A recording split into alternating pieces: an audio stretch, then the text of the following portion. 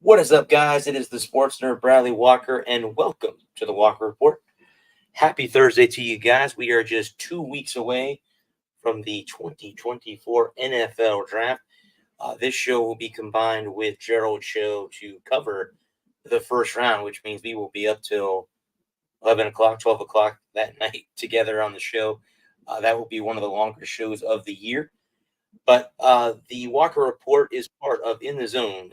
I'm sorry, part of NGSC Sports, guys. Remember the website. It's ngscsports.com for all your current sports content. Yours truly had 2 articles go up today.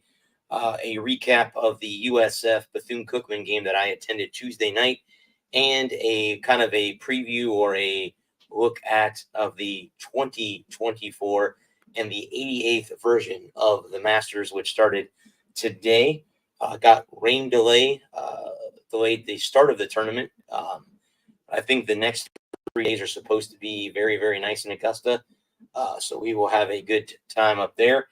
We are also part of the Game Winner Sports Network, Mancini Media, the Snowman Multimedia Sports, and the Sports Alliance of America Incorporated. We have 2 sponsors, creating ZenSpaces.com. It is the local choice in St. Petersburg, Florida for house cleaning, organization, decluttering, and pet sitting. It's about finding the peace within you and comfort to your life. And guys, remember, Zen Spaces begins with you. Be kind to yourself and one another. I am also sponsored by fun-wags.com. Born from a near tragedy, a Fun Wags mascot had a bad reaction from a store brand treat. Guess what, guys? How we solved that problem is we created our own dog treats with 3 ingredients you can pronounce. Head on over to fun-wags.com because in the end, our fur babies deserve the best. That is fun-wags.com to get those treats. And they're not only for dogs, they're for cats and rodents and rabbits as well. Head on over to fun-wags.com. Before I start, guys, I want to extend some very thoughtful prayers to both of my 2 co-hosts. One to Lewis, who lost his father today. I want to give him prayers. When my mom passed away, the very first show coming back, him and his mom got on here and did something very, very nice for me, which was nice. Hey, Gerald, what's up? And I want to give a shout out to Gerald, who is currently in the ER with his wife, who is battling or going through pain management and stuff. So I want to give prayers to both of them. Neither one of them will be on tonight. So we miss you, brothers. We'll see you soon. But just wanted to say, give prayers to both of them. Like I said, with Lou, him and his mom did a very good thing for me the first show back from my mom passing away. But again, guys, happy Thursday. Like I said, we are 2 weeks shy of the NFL draft. That's always the show that we always have to kind of stay awake for, because by the time we get to the end of the show, we are both tired. Let me bring on my one and only co-host this evening, my brother from the What's up, man? How we doing tonight? I'm good, man. How are you? Running late. Ugh. There we go. I think I'm all set up now. The dynamic duo. Just like old times, man. Just like old times. But yeah, brother. Lou messaged me earlier today and said that his dad passed away, and I saw Gerald's message about his wife. So yeah. I told him, I said, that's family, guys. You deal with family. Family always comes first. Yeah. Don't worry about that. And the show will be here when you're ready to come back. Correct. If that's next week or if that's next month, whatever it is. Or if it's to do that. I'm wearing my USF hat tonight because the softball team went up to Gainesville last night and upset the Gators. Interesting. For the first time since 2012, USF beat the Gators in Gainesville. But that's, in both in Gainesville and in Tampa. So that was cool to see them win 7-4. Kind of been cool to be there live. I wish I was there live, but to see them. Of course. Yeah. So, and the baseball team is off to a good start. They won 4 games in a row. I was there on Tuesday night. They didn't start off very well, but got it together in the late innings. I don't know what it is, buddy, about college sports over pros. I don't know. There's just something about it's more fun to watch college kids for some off the wall reason. It's whether it's softball or lacrosse or football or baseball. It seems more funner to be watching amateur athletes that are striving to become pros compared to pro athletes. I don't know. To me, it's just more exciting to go to a USF baseball game than to go to a. I haven't been to a Major League Baseball game this year, so I can't specify. So. Well, I think that the season is so much shorter, fewer opportunities to impress. Just spitballing here. I feel like that was a question. So, let me turn on the. Hopefully, my other light bulb's burning out. I need to go get a new one, and I haven't gotten that far. But it's very dark in here, and I only have the one light set up right now. So, like I said, I was running late. That feels better. Yeah, I think there's more opportunities in pro sports for just a longer season, more opportunity, more games, more load management. When I don't know how many college baseball games they play, but they don't, they play what 60 or 70, I think. I don't. And but I think they play. I think they play like a 64 game season, and I think something like that. Half and half. I don't know how many games. I think it's half home, half away. I'm not 100% sure, but yeah, something like that. And so there's a lot more urgency, and when it's there's something about being in the league for 5 or 8 years where when it's it's mid-April now, and you've been around the game, you're not a first-year player anymore, and you know what it takes to get through a season. And so, yeah, you don't show up every night. You know what I mean? Mm-hmm. Where you kind of phone a mid-April game on a soggy Thursday evening, you may not play your guts out. And right, wrong, or indifferent. With load management and games management and the fact managers picking their spots and having so much more data to work with and having a narrower field when it comes to college sports. The field is a lot wider open, whether it be basketball or baseball, hockey or football. The field is a lot. The talent pool is a lot more spread out. Mm-hmm. And so when you're playing college football or in this college softball, as it were, the best teams are, of course, going to be up on the bad teams, but the disparity between the worst team in baseball and the best team in baseball is, very, very obvious. But the best team in college baseball, you're not going to play them every night. You know what I'm saying? So, like, when you're playing, if you're playing, who's this? Excuse me, crappy team in baseball right now. If you're the Reds, if you're the Red Sox playing the Rockies, if you're Boston or New York playing the Rockies or the Reds or the Twins or somebody crappy, you might not show up for that. You might not show up as much as you would have for a good team. Because you want to save your best stuff for the Yankees or for the Sox, or if you're the Cardinals, you want to save your best games for Chicago and Milwaukee, and so Detroit and Tampa Bay. They may not go out there, and you may not dive for a ball into second. You might not range deep in the hole. You might not range as far as deep into the hole on a ground ball to the left side, for a shortstop. You might not range deep into the hole against the Rockies as you would against the Yankees. But when it comes to college sports, every game is means so much more because you're trying to get picked up, whether it be whether you're a top prospect in college baseball and you're looking to impress the scouts and go from college ball to AAA and skip AA, or you're a bottom level college baseball player and you're hoping to skip the Frontier League, which is my home league, independent baseball league, and you're trying to make a single A roster. So you might grind it out a little bit harder than say a pro team. Especially when you look at college football. Okay, this is driving me crazy. Well, I'm just gonna have to deal with it being a little bit darker in here because I cannot deal with the strobe effect in my right eye. But when it comes, when you go to Michigan or Florida,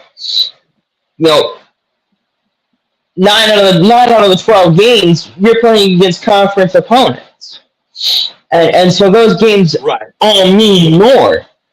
It doesn't matter whether you're playing Iowa or Nebraska or Illinois or Ohio State or Michigan State or Penn State. Those games mean more.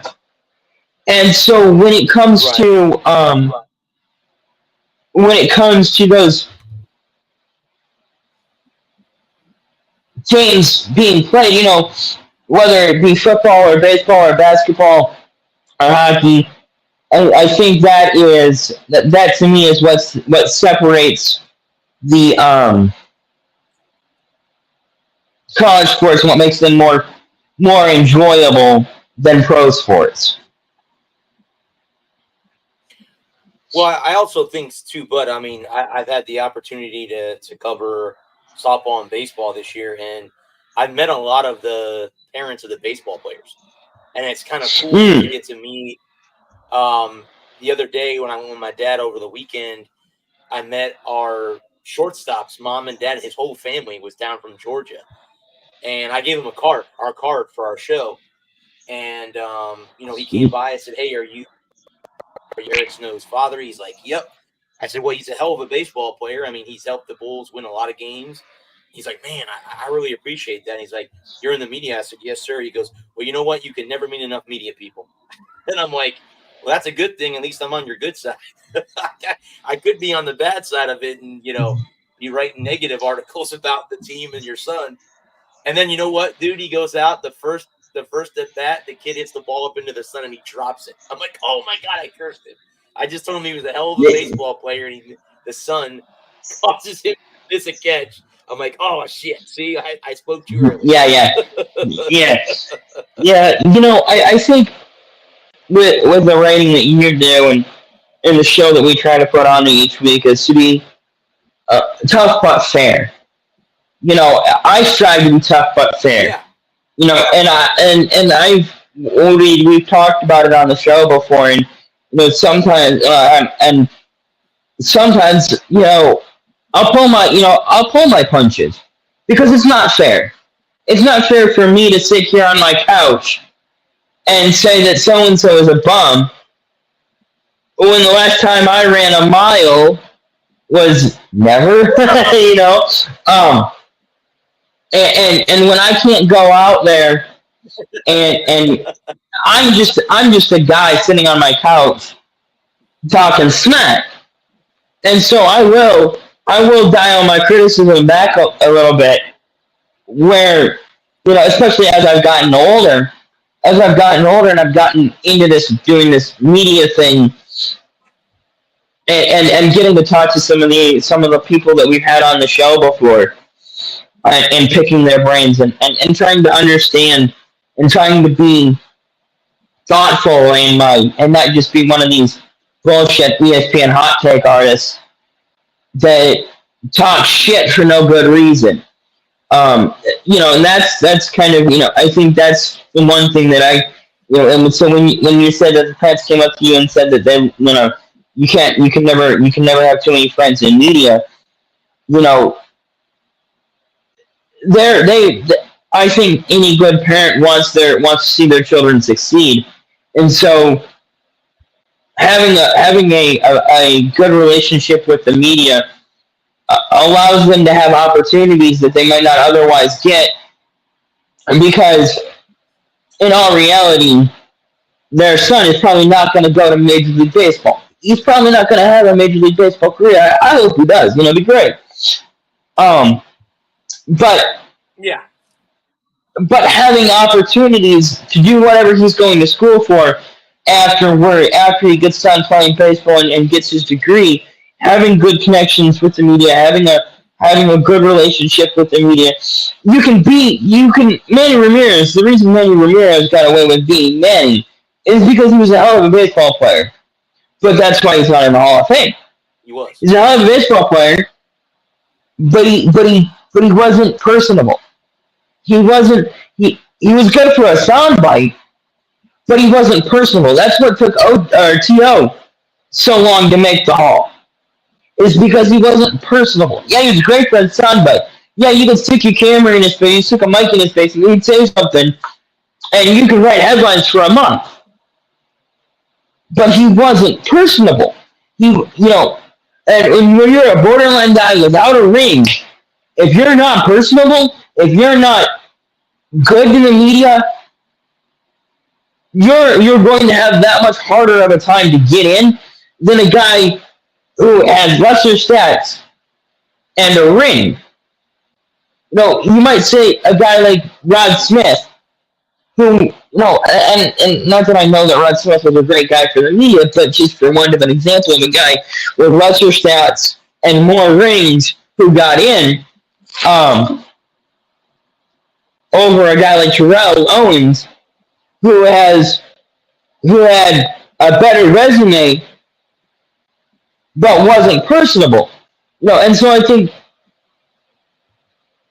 I think it's a keep your friends paid, keep your enemies paid, and wait to see which is which. Right. Well, I mean, and like I said, I've met one of the backup catcher's parents, and I mean, another thing too that I like and I'm not dissing on college football at all, but it's cool to be able to sit in the stands at softball and baseball games and be with the fans, because you get that flow when they're quiet, when the team isn't doing so well, and then you get that excitement when a big play happens. And again, I'm not dissing anything, because I love sitting in the press box during the summers in Florida where I'm not sweating or anything. I'm in air conditioning, and I get free parking and free food and all that stuff. I wouldn't trade that for the world. But what I'm saying is, it's cool to be with the fans too, to experience what they experience, because at the football games, yes, we can hear them, but you don't know what is being said in the stands unless you're sitting in the stands with them. And baseball games, man, these kids are college kids, and their parents and people taunting these kids. Students, USF students are taunting the other team. And then in softball, I didn't realize until I've been now to I think 9 or 10 games, I think, this year, and they taunt each other from the dugouts. They taunt each other. They taunt each other from the dugouts. So it's interesting, Yeah. I happen to Someone, they're talking about each other. I go, yeah, they are. They're taunting each other from the dugout. You don't see that in major sports. No, and I think that's definitely a different atmosphere too that goes into when we kick the show off with. And I think there's a lot more professionalism surrounding. Pro baseball has a different culture than college baseball, and pro baseball fancies itself a gentleman's game with professionals, and we're grown-ups, and it's like, come on, guys, let's slow down here a little bit. But I agree. I think it's the atmosphere for college sports is totally different than the atmosphere for pro sports, and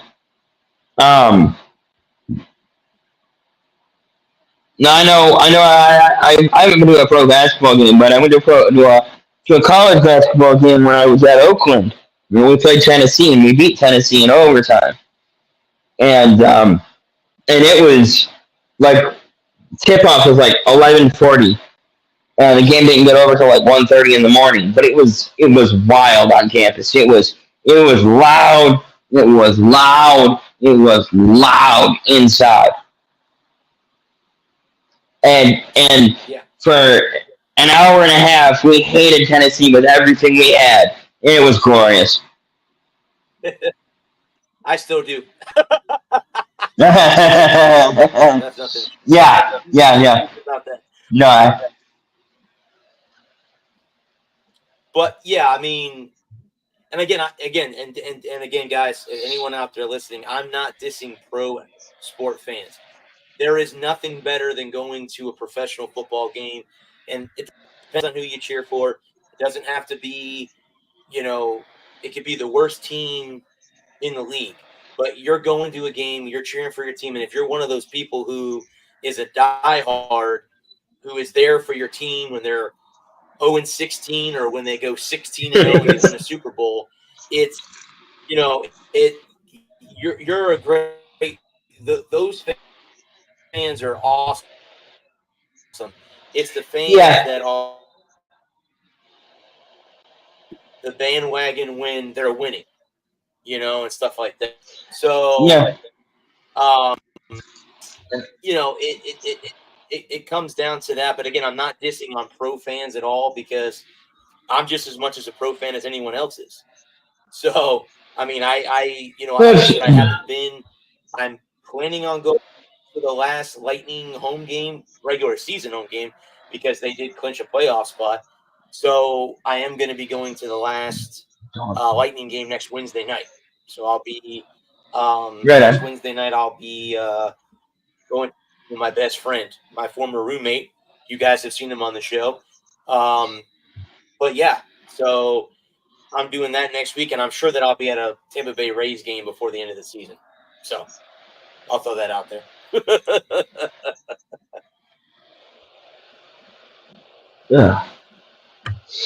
Yeah. But anyway,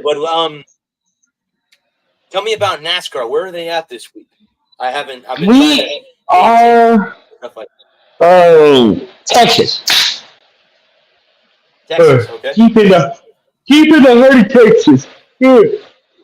Oh, forgive me. I didn't take a nap.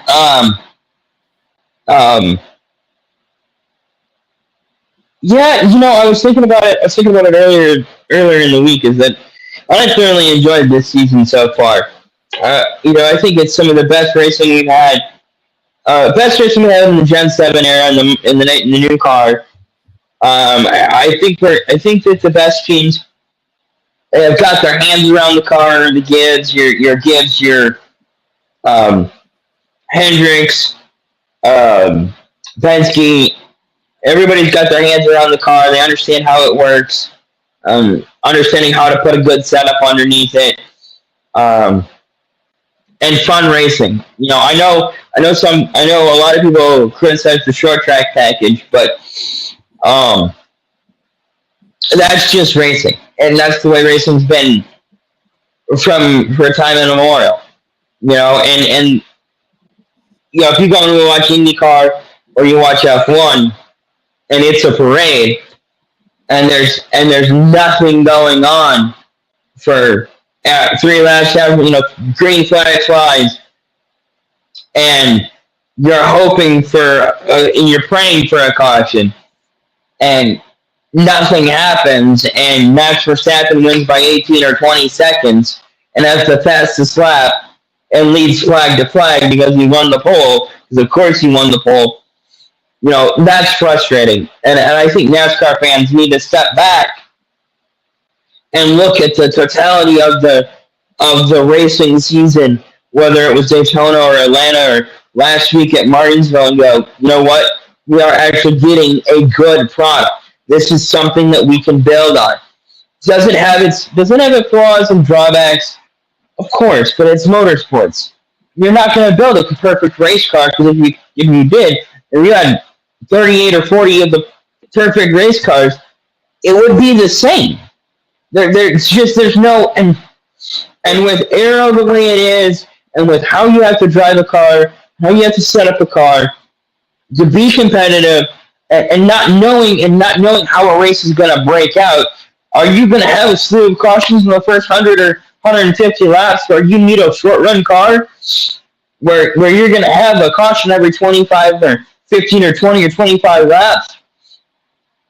Or are we going green flag are we going flag stage to stage to stage, and we're running really clean? We're running clean racing with no cautions, and we need a car that's going to be good 50 laps into a run, at the tail end of a fuel run, as the tires burn off, as the car gets, as the track rubbers up. Those things that you can't know until you know. Those are just things that you kind of have to deal with.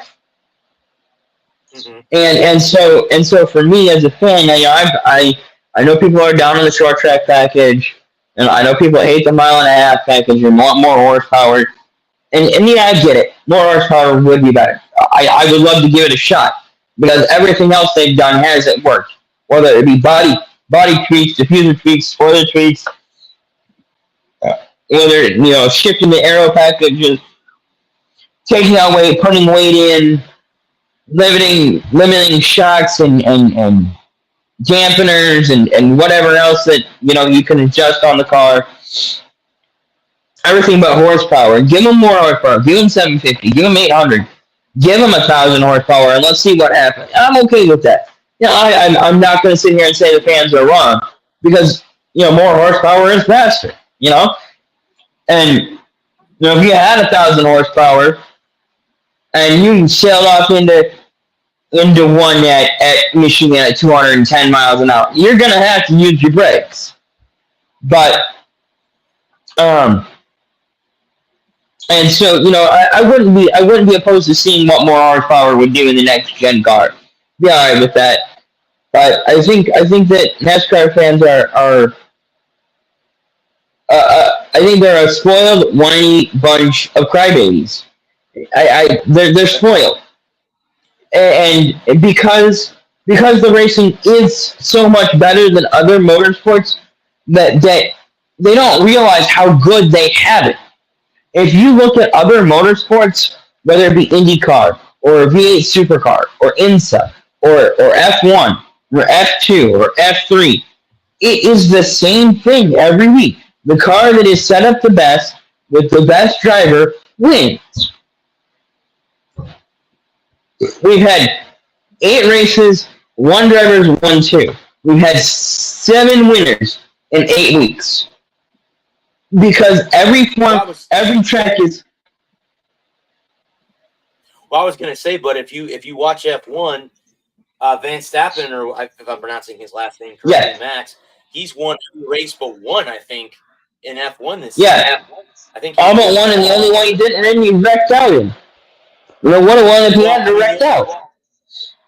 To me, unless you're a fan of his, which I am, but I mean, if you're a fan of his, to me it would be boring to watch, because if he takes the lead, I mean, you're done. Where in NASCAR, like you said, you've had 7 different drivers win a race. So you're in 8 races.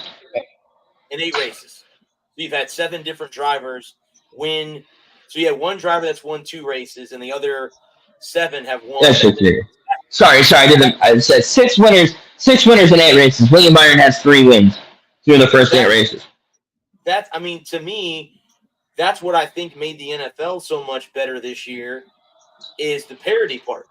And that's what I think it makes it better for fans like me that are not diehard motorsport fans, to go, okay, well, I can turn a NASCAR race on knowing that I know that the same driver is not going to win every week, no matter what the and knowing that 80% of the drivers, 80% of the cars on the track, if you can get it right, can win. Knowing that you're going to have 5 to 10 pit stops to make adjustments, to get the car right, to get the car more competitive.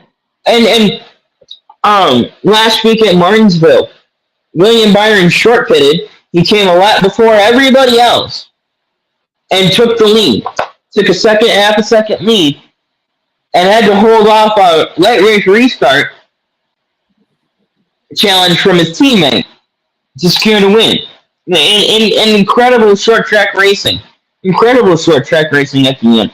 You know, the kind of racing that fans have been whining about for, we want short track racing, we want single group racing, we want beating and banging, we don't want the cars to be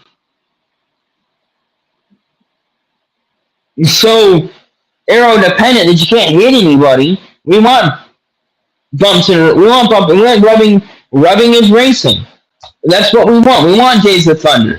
We want the fights. We want the anger. We want the hostility. That's what fans are telling NASCAR, and NASCAR is saying, we're giving you this is what we can give you right now. This is what we're listening to what you're asking for, and we're trying to give it to you as best we can. And F1 fans, IndyCar fans, I know IndyCar, they had the race at St. Pete, just up the road from you, and and then they're off until the end of May, and it was a parade. Everybody was from lap 1 to the end. Everyone was saving gas because they only had to make one, so they only had to make one pit stop, and you can't have competitive racing like that. You just can't. And it gets to the point where if you're short shifting early break, maybe this is too inside baseball, but short shifting is coming through the gears quicker. So if you're,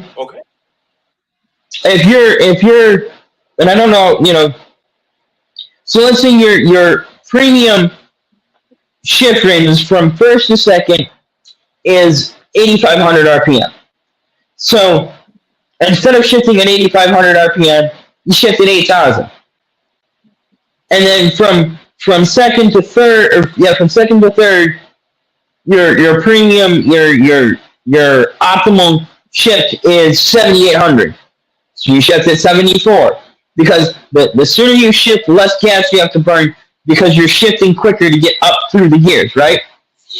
Makes sense. And so, and then of course, early or not braking into the corners.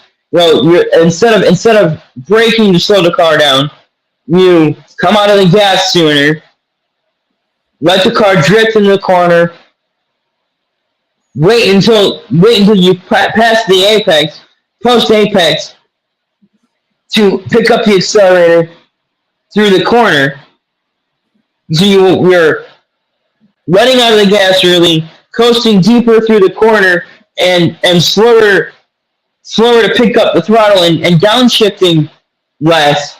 So let's say if you go into a corner in 6th gear, only downshift into 4th gear, so you can keep the car wound up, so you don't have to use as much braking. So you don't have to do as much braking and slow the car down. Motor braking or transmission braking, and so whereas with NASCAR, we know we're gonna have a caution at lap 60. We know we're gonna have a caution at lap 120. We know the last stage is gonna be 135 laps. We know we can go 65 laps on a tank of gas. We can go 65 laps on a set of tires. We know when we get into our window, like William Byron and Rudy Fugle, they timed it perfect. They were in their window. They came to pit road and they jumped 2 spots. They went from 3rd to 1st on a pit cycle. Didn't catch a caution. They were able to avoid a caution and got the lead, and were able to hold the lead from the end of the last cycle of green flag pit stops all the way to the checkered flag. Well, it makes you were talking about Indy. I actually saw something on my watch a little while ago that remember how I told you I think I'm cursed when it comes to watching or going to a race. Guess what's expected at Indy is rain on Indianapolis 500. I said, look, that's the curse, man. I think I have a curse. I think I'm. Well, we're still a month and a half out, so. No, but they So said there's rain in the forecast. They're predicting rain now. Again, we know the weather can change. Yeah. That happens. I wouldn't be canceling my hotel room or selling my tickets just yet. Right. But yeah, because rain in the forecast doesn't mean anything. At this point, we're a month and a half. It's not until the end of May.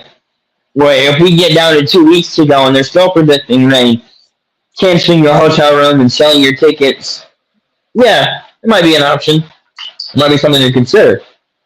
But no, those are my thoughts on NASCAR. In Texas, D-shaped, mile and a half oval. And it's something that me and my dad were talking about Saturday.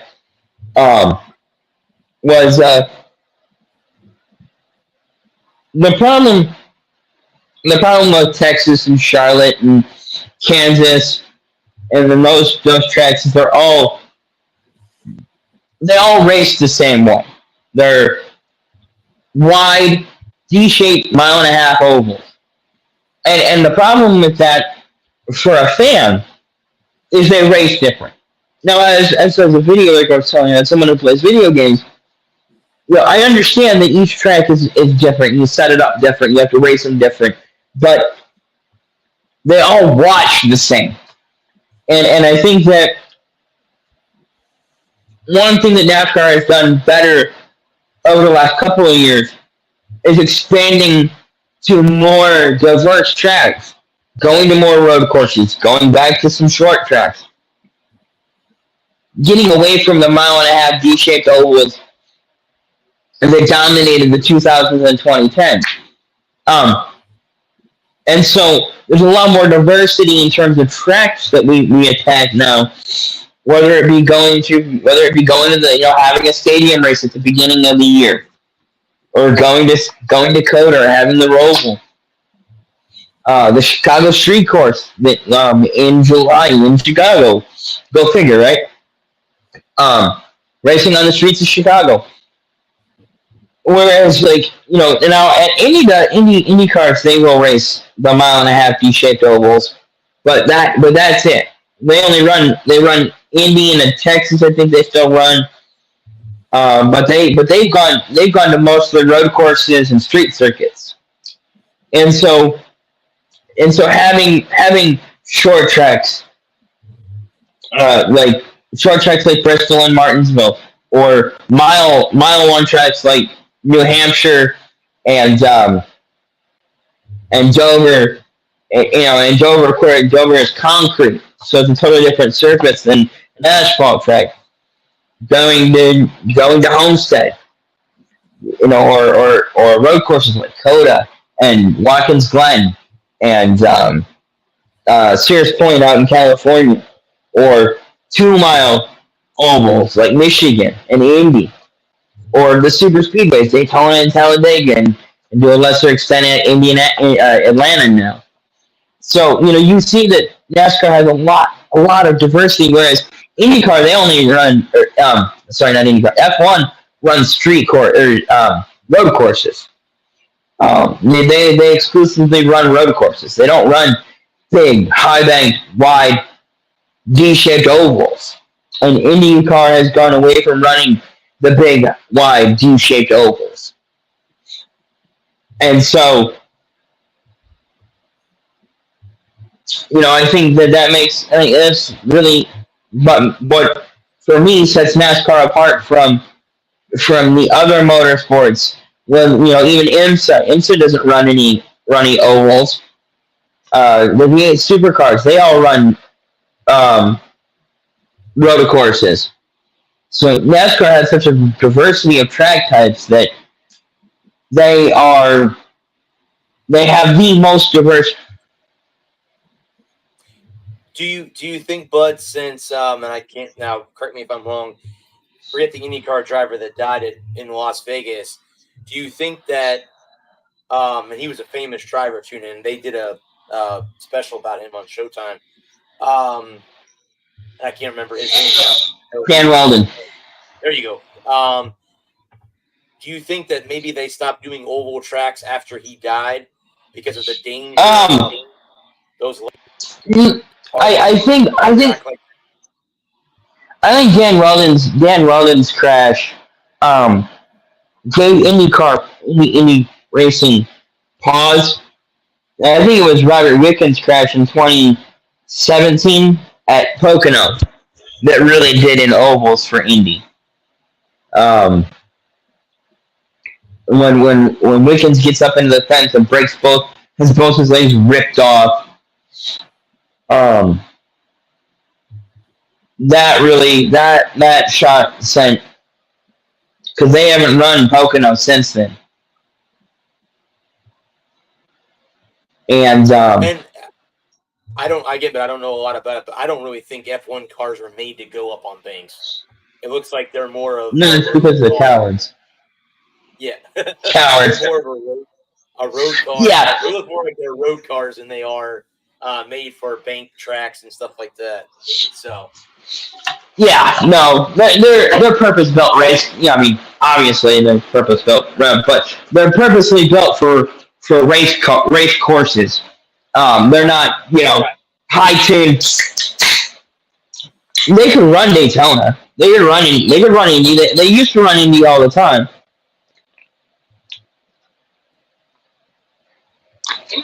But they're in. Do they race but in the United States? They have races. They have 3 in the US. They have 3. Oh, 3. Okay. Yeah, they have Coda, which is in Austin, Miami. They run the streets of Miami, and then they run the streets of Vegas.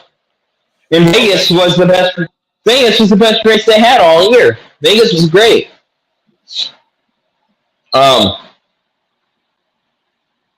No, I tease F1. No, you're right. Daytona, they'd have to down tune the motors, but yeah, they could run Daytona. They could run Talladega. Atlanta.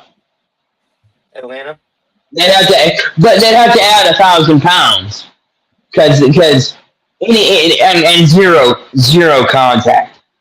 Because if they wanted them up coming off of 2 down the backstretch, they'd kill about 10 people.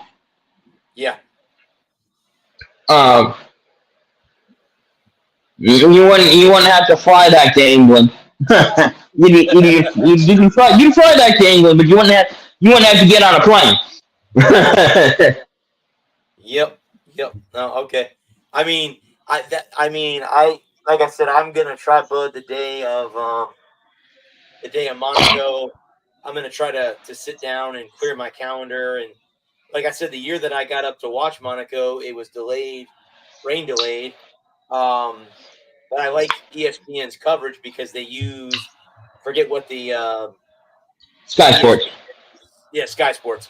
That's the big one overseas. Mm-hmm. They have great coverage because they go to different parts of the track, and there's different commentators, former drivers, whatever it might be. So it would be cool to be able to kind of sit down and watch those races on that day. That's Memorial Day weekend, right? Is that the Sunday before Memorial Day? Okay. So I'll have to sit down and breakfast, lunch, and dinner. Yeah, I'm off on Monday, so I don't have to be. So if Charlotte goes late, I can stay up because I don't have to work the next. Breakfast, lunch, and dinner, man. Yeah. Do you want Bud to talk about WrestleMania since? Yes. God, yes. Champion. So night 1. Cody. Night 1. I like Cody's music. I know that song word for word. I mean, as a fan, how cool is that to be in the arena when they're singing your song word for word when you come out? Dude. That's so freaking cool. Dude. Yeah, night one irritated me. I Go ahead. Go ahead. Sorry. Well, no, but I mean, and actually, in all reality, if you think about it, the match between The Rock and Roman Reigns and Seth and Cody ended up working out well for Cody, which you thought like, oh shit, like crap, it's Bloodline rules the next night. Who's gonna come out? And then it ended up biting them in the ass because it was so cool to see John Cena, and how freaking cool was it to see The Undertaker of all in guys, the ring. I would have thought if anybody, but it would have been Stone Cold. Because of The Rock, I thought it would have been Austin, but it was very, very freaking cool to see The Undertaker back and in the ring. On top of that, like you said, Yeah. in the ring, not as outside, in the ring was freaking cool. To see him come back. Yeah. Kind of somewhere between his American Badass gear and the Dead Man gear. Correct.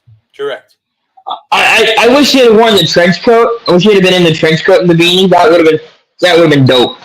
Yeah. But yeah, no, he hits the lights go out. The gong hits and the lights go out. And it's like,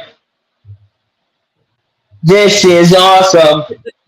That's what they were saying too. You know what I'm saying? You're like, no way. Yeah. You're in the ring right now. No way. And that was.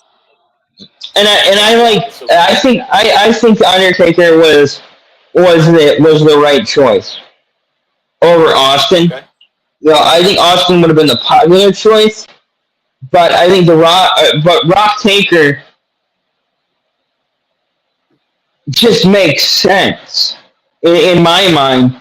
Do you know who else I thought too, Bud, may have been a good choice? And I know he doesn't wrestle anymore, and I know he's the CEO or CFO would have been Triple H because of the Rock and him when they were wrestling each other. But I think Triple H is kind of like hung up his wrestling gear for life. I unless something. Yeah, I think he's been medically. Yeah. From what I understand, he was medically retired. Where he was told he shouldn't. One more would be his last. Okay, well then he's doing the smart thing by staying out of the ring then. And I just think that because Austin would have been cool, but Taker was right for that moment in that moment, and because they had set up Cena beforehand, right? And in the weeks leading up to Mania, they had set up that Cena they had teased that Cena might be there. They had Austin, right? Everyone was expecting Austin because of course him and Rocky at Mania 17 and 19, memory serves me right. And that I like the swerve.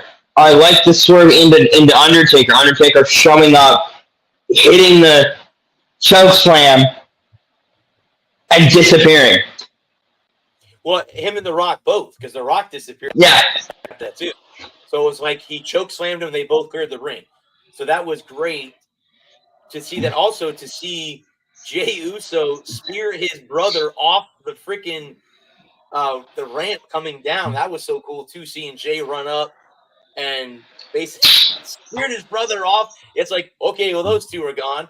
And then and then John Cena, Attitude Adjust, Solo Sikoa, they were both rock bottomed Cena. So it was like, okay, they're out. So it got down to the end, but actually seeing Seth Rollins in the Shield gear, that was freaking cool too. In the old black gear, that was cool. Yeah, and the tactical gear. I have a funny feeling with the way that I watched it all the way through, and as Seth was walking back, that they kind of him and Cody. I have a funny feeling that Seth is going to go after Cody's title. I don't know why I feel that way, but I know they have because Seth dropped the belt. Yeah, he lost it to McIntyre. McIntyre had it for 5 minutes until Damian Priest cashed his Money in the Bank briefcase. Well, Well, he had it for 5 minutes because instead of just going back to the locker room and enjoying his win, he had to go down there and talk smack to Punk. And then Punk screwed him out of the next night on Raw when they had the #1 contender spot, and Punk screwed him again. So he's got a little rivalry with CM Punk right now. Yeah, no, that's great story. Great story work. Because I didn't watch. I watched Mania. I watched Mania in clips on TikTok because there's a couple of guys on TikTok that I follow that are huge wrestling guys, and so I was watching them watch Mania, and of course Cody wins. Cody finishes the story, which in all reality he had to, because Absolutely. we talked about it since January, since day one, when Rocky comes out and slaps Cody in the mouth and tells him that he's not wrestling Roman at Mania. And I can't wait for that docu-series to come out. The Road to Mania, Road to WrestleMania, whatever it's called. Because I've seen some clips for it, and if you haven't seen the trailer for it, you need to. It looks fantastic. But it played into, but it pretty much, in my mind, confirmed my theory, is that the plan was to, but I don't know how much, because my theory, in my pea brain, my thinking was that it was supposed to be Roman versus Cody and Seth versus Punk. But Punk gets IRL hurt, and so they have to swim. They have to pivot. So they're gonna bring Rocky back. Rocky's gonna face Roman at Mania, and Cody will face Seth. Well, when the fans reject that idea and they want Roman versus Cody, then they pivot again, and they put Cody in a feud with Roman and Rock, and pay off the story. An excellent 3-month burn, slow burned it to death, and paid it off perfectly.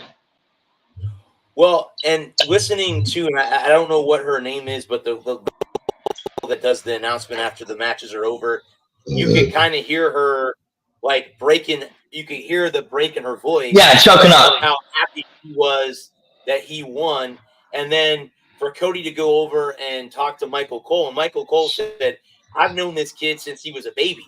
Like I've known Cody since, and no way to find himself." My mom was a huge fan of his dad's. My mom's favorite wrestler was Dusty, and it's interesting that all the years of through wrestling, and obviously it's changed from territories to the WWE and AEW and Impact and New Japan and all the other ones, that this is the first time that a Rhodes has held a heavyweight championship. I did not know his father never won, and it to me that I think when he won, he the belt's in his hand. He looks up because he knows how important that was to his dad. And I would have thought too. We were talking just earlier about Undertaker. Do you know who I thought maybe they would have done too?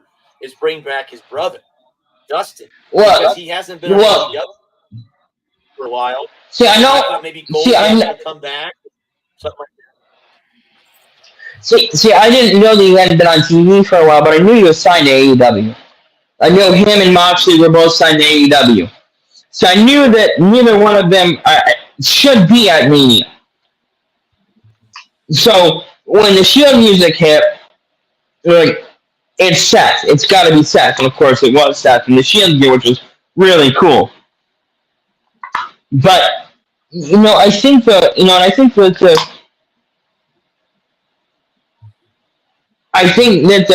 that finishing the story and paying it off and having Cody wait another year for 40, making it the biggest WrestleMania ever. Did you see the Kelseys? Oh my god, that was freaking awesome. Oh, what was the question? But I didn't hear you. What was that? The Kelseys. Oh yes, I did. I'm sorry. Yes, I did. I did see that. That was one of the better, Yeah, the Chelsea. better Mania moments, I think, was seeing them. They interfered in the match with Rey Mysterio and Okay, I couldn't remember which match that was. yeah, the LWO, and yeah, I remember. Yeah, I didn't watch a lot of night one. I caught I caught the end of night one. I had it because I have a tablet.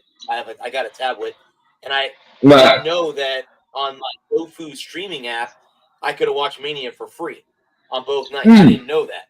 You know? So I turned it on and I'm watching, and all of a sudden I see The Rock and Roman walking up the ramp, and I'm like, oh shit, they won. Oh shit. Right. Now they're gonna screw Cody. They're gonna screw Cody out of the title Yeah. night. Yeah. And then as night two went on, you're like, wait a minute, maybe not. Maybe there's something that we don't know. And I know I read in Gerald's his chat that they said that Triple H and The Rock were going to do something special. And obviously, like you said, I think if they would have kept the belt on Roman, they would have lost half their fan base because there's no way you're going to put up, like you said, Bud, for 2 years. He won 39. He won the Royal Rumble last year and this year. So WrestleMania 39, WrestleMania 40, he got screwed last year by Solo Sikoa. If you're going to screw him again, then even put all this storyline into him, knowing you're going to screw him again. So for them to put the belt on him, and as Triple H said, this is a new era of WWE, and let's hope that Cody keeps it for a while and not just like a review, and then come SummerSlam or the next pay-per-view Elimination Chamber, he loses it. It's like no, I think he needs a solid run. Yeah, he needs a solid run as champ to solidify him as champ. But they need to start building other stars who can challenge Cody for the belt. It can't be just Roman coming back to bit at Elimination Chamber or SummerSlam or who I like, Bud, for that is LA Knight. I think LA Knight would be all right. Would be a great CM, and nothing against CM Punk and nothing against Drew McIntyre. I think you need new blood. So you need the new guys like LA Knight. You need guys like that are Sami Zayn, Kevin Owens, guys like that have been. And I mean, and you can even company men. You can say Randy Orton if you want to go back and want to give a legend one more shot. I mean, I'd like to see Cena win the belt more and break Ric Flair's record. Break Ric Flair's record at 41. Oh, that would be awesome. That would be awesome. To take the belt off of see, this is how I would do it. Fantasy booking for the next year is have Cena come back over the next 6 months, work some promo, cut some promos, have him do a match a month, go into Elimination Chamber, have him win the Elimination Chamber, have him lose a handful of matches from Elimination Chamber up to the Royal Rumble. Have him win the Rumble, and then protect Cody the whole time. Don't let him lose. Have him winning every week. And Cena, because what I'm thinking is that Cena struggling, playing into that fact that Cena's older, Cena's getting slow. Having him, you could even do a heel turn on Cena. Have Cena do a heel turn and go back to the Doctor of Thugonomics gimmick. That's one of the rare things, Bud, that I don't think Cena's been a heel for very long. Because they keep him as a face most of the time. So if you're gonna have Cody still be the face, Cena's gonna, if you're gonna put Cena in that storyline, he would have to be the heel because you're not gonna have a face as a face. Doesn't make any sense. So And then have Cena do a heel turn. Have him be the bad guy because he's getting old. He's not as quick as he used to be. Have him win dirty, couple of dusty finishes, as it were, and have him win the Rumble. And then at 41, they need 41. He pins Cody. 1, 2, 3. Wins the belt for 17. Ric Flair comes out, gives him the on the Monday after Raw or after Mania. Cena's in the ring. Does it, 15 minutes. Thanks everybody. Blah blah blah blah blah. Flair's music hits. Flair comes out, walks down the ring, shakes Cena's hand. Does the 4-pillar post thing, woos, and walks back up the ramp. Cena thanks everybody for his time in the WWE universe. Announces his retirement. Puts the belt on the ring or in the center of the ring with his hat and his T-shirt, and walks up the ramp and rides off into the sunset. And they have a tournament to determine who the heavyweight champion is. I like that idea. And then by doing that, then you can have LA Knight, Sequoia. Help me. Yep. The Usos, that kid from NXT that was on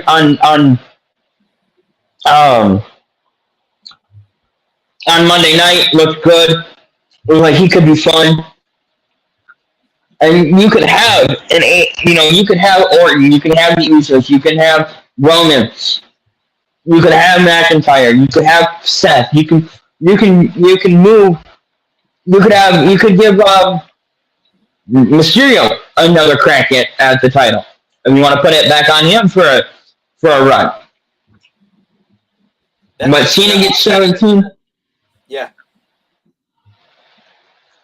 Oh, and so then you give Cody a full year run as the champion, have him defend the title 4 or 5 times, have him defend the title at Night of Champions. Because I don't like the idea of a guy having the title for more than 6 months to a year. Even a fan favorite like Cody. I know Cody's a hot commodity. I know he's beloved, but after Roman did the same. Roman was the same way. When Roman won the belt, he was super hot, super popular, and after about a year, it got old. Can you still hear me? Mic check. Okay. Check. My earbud was dying, so I had to change them out and make sure it was still good. So after about a year and a half, people got tired of Roman always being the champion, not losing, and not defending the belt. Also, screw Paul Heyman. He's a Hall of Famer. Well, I mean, anybody can be a Hall of Famer when you buy tickets. True. Yeah, I don't like Paul Heyman. I don't like him as a person. Honestly, but I don't know him personally, but I'll bet you, like I think you said a couple weeks ago when we were talking previewing Mania, I think you said something along the lines of that the same bravado that he has in the ring is the same way he is outside the ring. I think he's arrogant and egotistical in person as much as he is in the ring. I don't think he changes. His mood doesn't, his bravado doesn't change when he gets in the personality. Personality. It doesn't change. No, because some guys do, but I don't think he does. I could be totally wrong, and Paul Heyman could come on here and tell me otherwise. Or if he wants to come. Well, if he wants to come on the show, I'd be more than happy to have him on the show. I'll tell him this. I don't like you. I think you're a disrespectful, spiteful, arrogant prick. Yeah. Change my mind. yeah, because I've watched him, whether it be because I've seen him off doing interviews and doing like WWE versions of TED Talks, cons. He's been at cons, and he's the same prick dick mother effer that he is on TV. I will give him credit for one thing. I watched a YouTube clip. I don't know what channel, but it was on. It may have been Watch Mojo or one of those that comments about different things. And there was a fan that said he was a fan of Chris Benoit. And right, I've seen that clip. You've seen that clip where I've seen that clip, yeah, where he lights that fan up. Yeah. He lights him up. Now, I will give Paul Heyman a lot of credit. Now, I didn't know Chris Benoit, and I'm not saying that I did, but what he did to his wife and his kid, he deserves that hate. Now, before his reprehensible brain injury that he suffered, Benoit was one of the best wrestlers, if not one of the best tactical wrestlers we've ever seen. And it's just that obviously, number one, he had CTE, and I think they did an autopsy. And I think he there it is. But yeah, I mean, I will give Paul Heyman between that and but he's so. But the way that's what I'm saying is that even when he's dressing a jerk down, he's still a dick about it. Well, and Bud, you were talking earlier about getting into the Hall of Fame and not being well liked in the media or well liked by the fans. I'm wondering because now, why did it take him so long to get into the Hall of Fame? I think is that reason. I think people think he's a prick. I think the media thinks he's a prick. And that's why I'm not sure who so long to get into the WWE Hall of Fame. So, and I'm not sure who votes on the WWE Hall of Fame. I'm not sure if it's the WWE board members or the writers or who. But yeah, that'd be an interesting ballot to take a peek at and see how many votes he actually got. Yeah. I think you made a good point about people not being well liked by the media. That's why it takes them so long to get into the Hall. Well, Paul Heyman never won a championship. He wasn't a wrestler. He developed the ECW. He's a manager. He became a manager of Brock Lesnar and then CM Punk and now Roman Reigns. So, yeah. And he's always been a heel manager. So, right. And I get, I can separate a person from a character.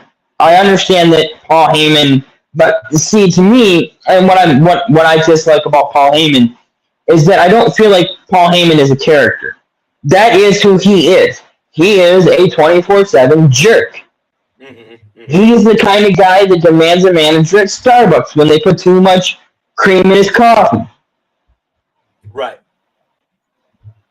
He's just unlikable. In my opinion, he's unlikable. And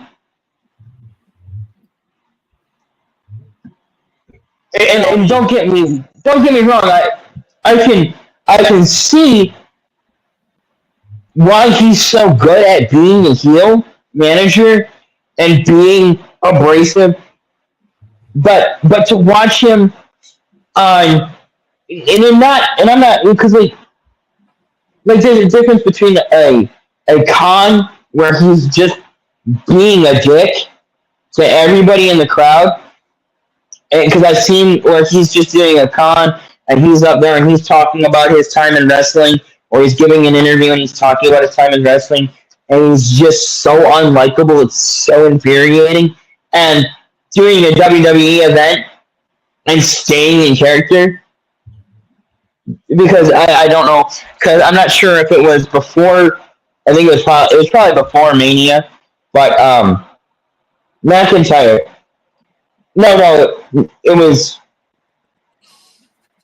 I don't know when it was, but McIntyre had a bout, and he was berating fans for bringing a adult fans for bringing that, for having championship belts. And I was like, and it was like, dude, these are the guys that pay your meal ticket. Every belt that they buy, every T-shirt that they wear, every time they listen to your theme song on Spotify or YouTube or Pandora, whatever music app you use.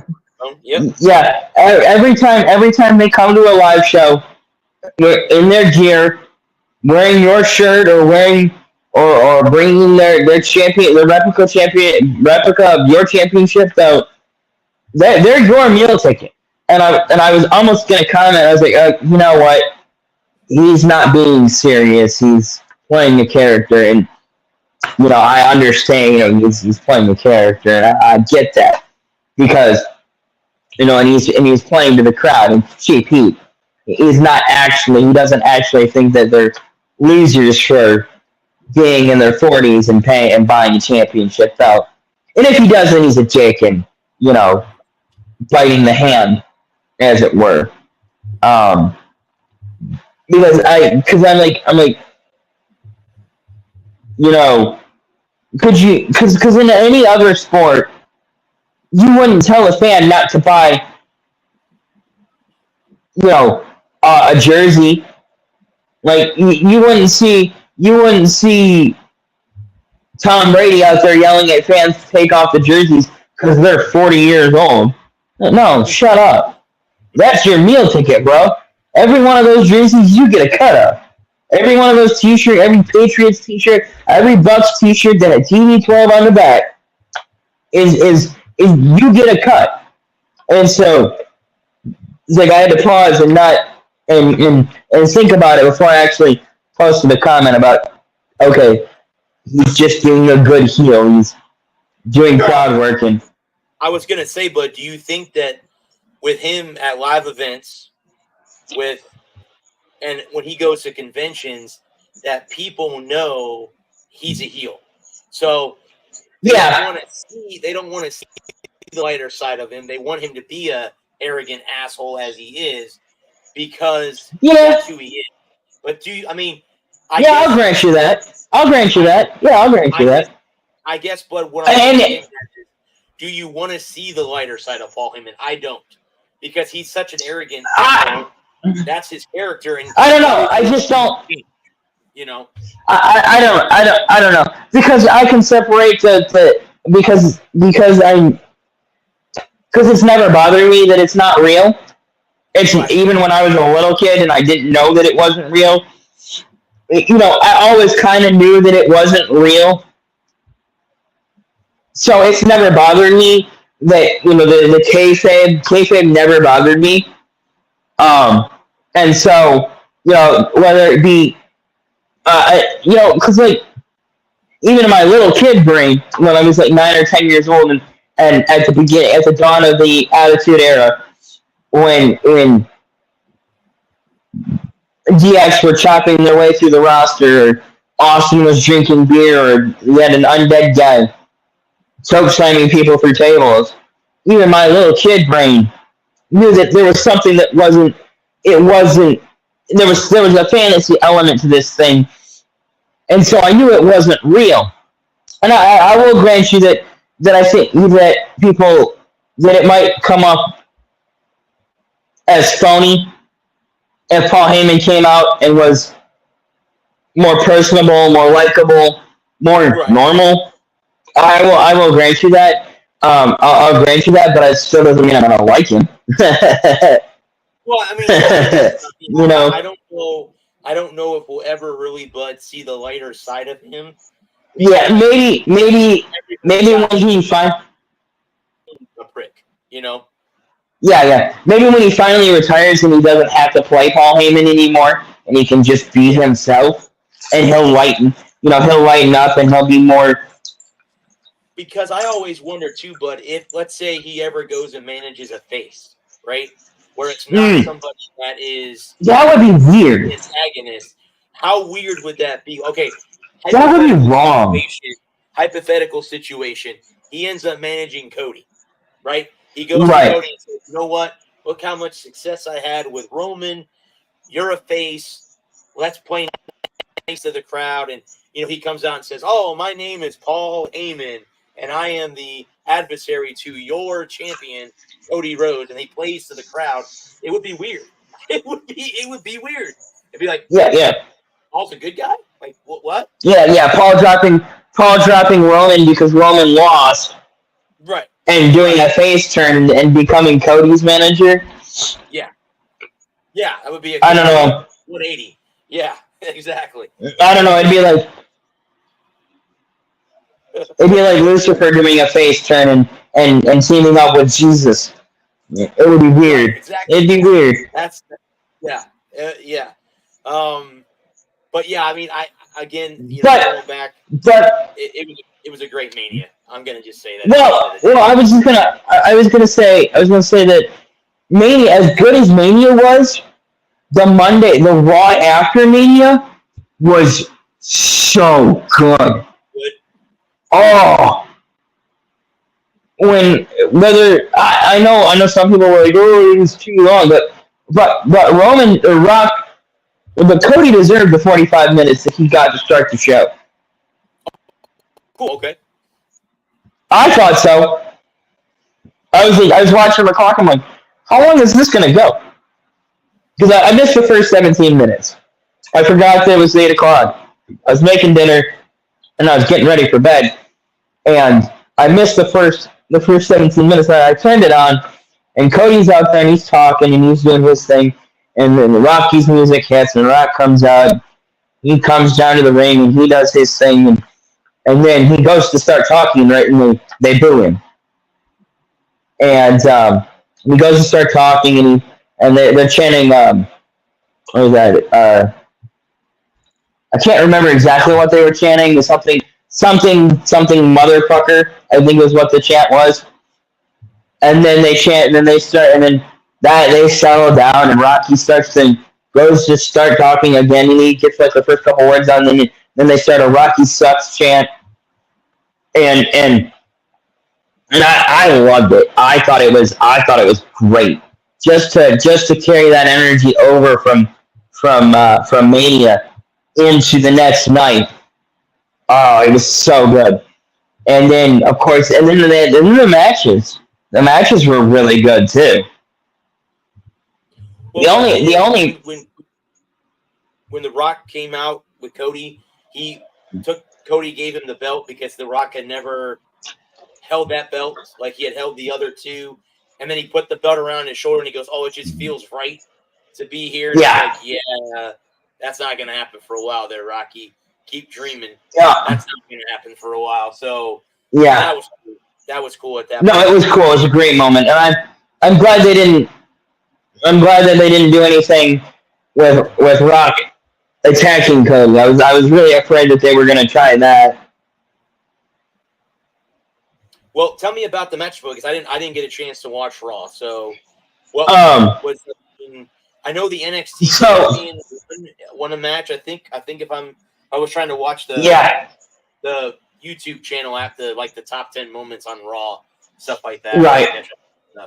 Yeah. The NXT champ came out and fought one of the roster guys and got a pin. It was a good match.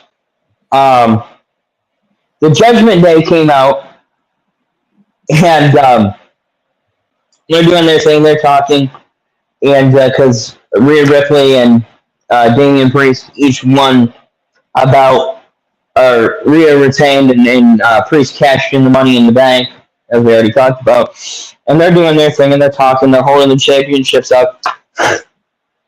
Mother flipping R-Truth, a national treasure. R-Truth is the best thing WWE has going right now. R-Truth. R-Truth comes out, and he's got his tag team belt, and he holds it up, and Damian Priest is like, "We're not in the Judgment Day," and she's like, "I am in the Judgment Day." And he's like, "You're not in the Judgment Day." And he's like, "Well, I just thought," he's like, I brought the tag team titles back to the Judgment Day. And Priest is like, "You're not in the Judgment Day," and blah, blah, blah, blah. And he's like, and Truth goes, well, I need to talk to my tag team partner about being in the Judgment Day. And Miz's music hits and he comes out and he's like, I don't want to be in the Judgment Day, and neither do you. And Truth's like, I am in the Judgment Day. And Balor's, or not Balor, it might have been Balor, it was either Balor or Priest, one of them. So you're not in the Judgment Day. And then the crowd starts he's in the Judgment Day, or let him in the Judgment Day chant. And that goes on for like 40 seconds. And then Balor challenges Miz and Truth to a match. And Truth's like, oh, there's 3 of us, and that won't work. and he's doing something. They're talking. They're going on or something. And because I've slept since then, I haven't. But then so Miz and Truth are like, we can't have a match. And Truth says something about having a partner. He said, there's 3 of you and there's only 2 of us, and so we can't have. And then of course Truth agrees to a 3-on-2 handicap match. And but before that, Miz is like, you're talking about a real person, right? Not little Jimmy. And Truth's like, yeah, I'm talking about a real person. You just can't see him. and right before they go to commercial, Balor and the other guy whose name I forget attack. Not Priest, the other member. Yeah, the other member of Judgment Day, not Dominic Mysterio. Dominic Mysterio, Balor, and the third member that isn't Priest attack Truth and Miz. Truth and Miz. Is that who it is? I don't know why I'm blanking on the names. It's been a long week. They attack Miz and Truth, and they go to commercial. And they come back, and they're officially having a match, and they're going. It's a 2-on-3 handicap match, right? The match starts, and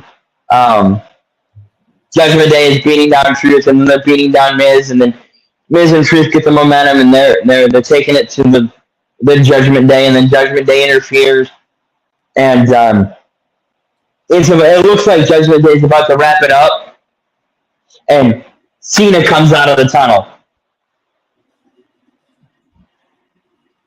Didn't the end of the match but end on 3 attitude adjustments by each of the guys? Yeah, they hit the 5. They hit the 5 moves of doom. Right. They hit the.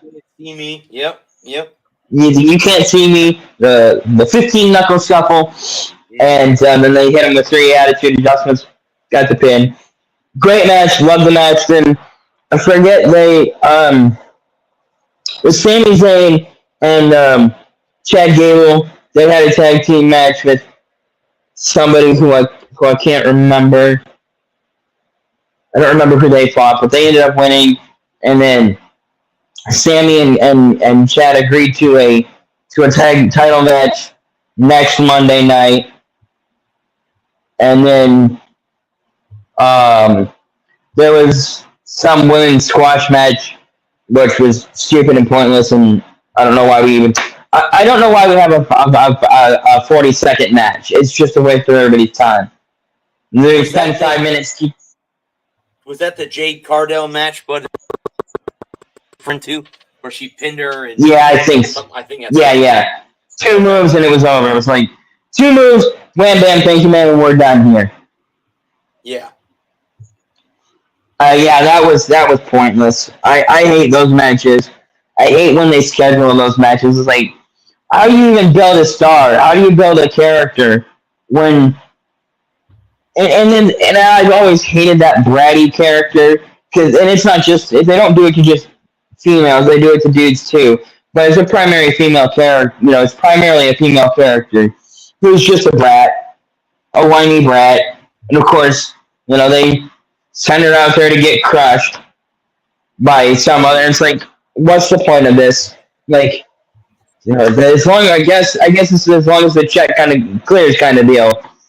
I'll Right. come out there and make a fool of myself for a paycheck as long as the check clears, and I ain't gonna blow Vince. Jesus Christ! Too He's soon?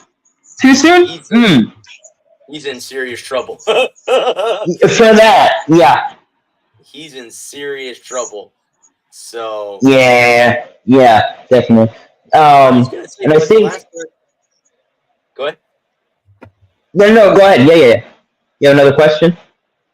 I'm I always was happy gonna to say, answer but questions. the last time that you were on here, you were just talking about cash and paychecks, and I was on here with you and Lou, and my uh, audio went out. You were talking about Mm. Logan Paul and Mike, or is it Jake Paul? Jake Paul and Mike Tyson, because Logan Paul's in the WWE, so it's got to be Jake. How did that? Yep. Who won that? Who won the fight? Not that I mean to change the subject. That's not until July 20th. Oh, okay, so the fight hasn't happened yet. Okay. Yeah. We'll come back. We'll circle. We'll go to that next because I don't remember what happened next, and then like we alluded to at the beginning, at the top of this segment, McIntyre comes out, cuts a promo. Good promo. I'm digging on this new look, Drew McIntyre. Not a fan, but I'm learning to like him. I didn't like his initial run. I thought he was pointless. I thought he was a terrible character. But this new look, Drew McIntyre, this more heel Drew McIntyre, I'm learning to love him. Okay. And then of course you have the 4-pack challenge, and it's kind of all over the place. Great match, high energy, a lot of fun, good moves, good sells. And then seeing, as you said, when we were kind of running down Mania and the Monday after. Who was it? Who was it, Bud? That jumped from the ring to the announce table. Oh God, Ricochet. Whoa. Brutus Clay, right? That was laying on the table. No, because No. I don't remember his name, but he's kind of like a Brutus Clay, yeah. I'm sorry. Brutus Clay is he's on politics shows now. Yeah. He's on Fox News. Yep. It's but it's that same kind of character, yeah. Yeah. I can totally understand why you would get them confused. They're kind of vaguely Hispanic fat dudes. Yeah, basically. But yeah, I saw no offense to vaguely fat Hispanic dudes. Some of my best friends are vaguely Hispanic fat dudes. Whose names I actually know. Yeah. Yep. But then, of course, Ricochet hits the 450 splash through the Spanish announce table, and then McIntyre is standing on at the edge of the ring, and Punk distracts him, grabs his ankle and distracts him, and Uso, Jay, yeah. Jay Uso hits his finisher, pin 1, 2, 3, and Punk laps his way up the ramp, and Jay is now the number 1 contender for Damian Priest's title. Yeah. Well, I mean, you were talking earlier, but about building guys up. There's another. I still don't get the fact that you break up probably one of the best tag teams for a long time in the Usos. I mean, I understand after a while you want to give them each a single career, but that's really hard because they were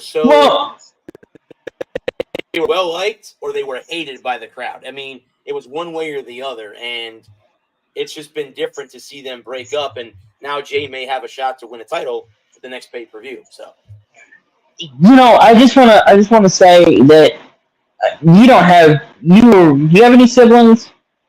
I have a sister. You have a sister. At a certain point, you get sick of working with them.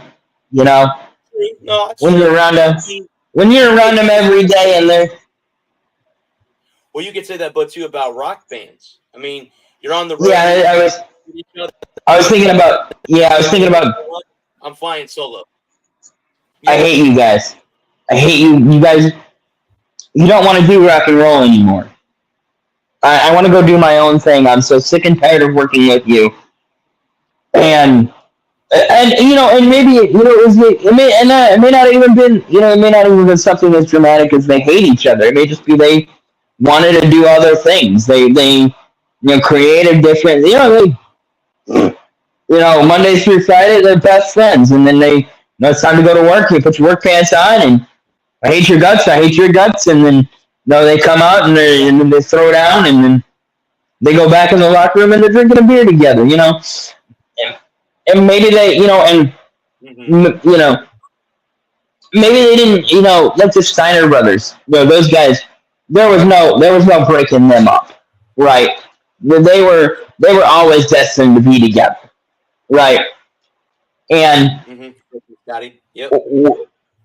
But when you break up you know, like the Road Warriors or the Steiner brothers or the APA, you know, guys that you can't, that won't work without each other. But then you look at the Rockers. If Shawn Michaels doesn't super kick Mark Jannetty through the window, we have a whole different world today. Some teams just have to break up. For the betterment of the company, some teams just have to break up. And I think that, I kind of think the Usos had run their course. I know you said they were a great team, and they may have been a great team. I really watched over the last, it's only been within the last few months that I've really gotten back into it. But I wonder how much it was that they were feeling like the Usos had done everything they could do as a tag team. And so to have an opportunity to continue to build them as singles competitors, you know, because they had kind of started working as singles, as a team of singles, if that makes any sense. Like, they always came out together, and they always worked together, but then they weren't working together, that they weren't a tag team anymore. So if Jay had a match, Jimmy would be ringside to run interference and mess with whoever Jay was facing, and then if Jay had a singles match, Jimmy would be there to mess with whoever Jay was facing. And after a while, that gets played out. Seen this, same song, same dance, time to get on to something else. And so now, because Jay Uso has been billing himself as main event Jay for a while now, which is a terrible nickname. It's a terrible gimmick because you can't call yourself main event if you haven't main evented anything. Correct. And so I've never liked that moniker for him. Yeah, I think that would have been one that had to be earned. You know, if he had a main evented at Mania, an Elimination Chamber, and SummerSlam, okay, fine, he's main event Jey Uso. But until then, man, never really cared for the main event Jey Uso character. But that's Raw. They went off the air. Jay got the win, and they went off the air. That was Raw. Good show. I'm curious to see what happens tomorrow night on SmackDown. Because yeah, I was just thinking on that to record SmackDown. Is Cody gonna get the same time as he did on Raw? Because that's his show. Cody's a SmackDown guy. So I'm curious to see. Yeah, it'll be interesting to see if they let him have. I know The Rock's not going to be there because he's mentioned on that he's got to go away for a while. So I don't see him coming out, but maybe Paul Heyman. Maybe Heyman, maybe Roman, maybe Taker. Yeah. Maybe, yeah. I mean, somebody's going to have to come out and be a heel. I guess LA Knight could be a heel that could go after him, or Seth Rollins. I was just gonna say Seth could come out. Seth's a Raw guy though, but who knows how that works. What about Cena? Cena. Cena's an option. I'm just trying to think of who. Because the draft's at the end of the month, so a lot of moving parts right now. Right. A lot of things that will have to be decided before